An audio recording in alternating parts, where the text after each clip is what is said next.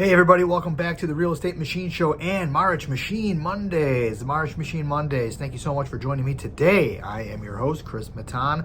Today I'm going to keep this one short and sweet. It's going to be kind of an introduction to a segment that I'm going to be starting. Really what I wanted to do is my big thing is collaboration, especially in this manufacturing industry, which, I believe there are way more pros than cons when collaborating with customers and vendors and suppliers and all that kind of stuff. So one of the things that I want to start doing is bringing on some of my partners and vendors, customers even, onto the show and maybe do a Zoom call, record a Zoom call, and just kind of like chat a little business, chat a little manufacturing. I'm going to have somebody out here from the steel supplying side.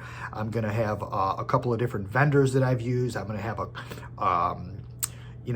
a vendor that's helped me with a customer. So different kind of things to get you guys, a little bit of different perspective on what happens within the whole manufacturing industry. And, it's just a good way for me to connect with my people and, maybe promote them at the same time. So look out for that. Until then, I hope everybody has a great week.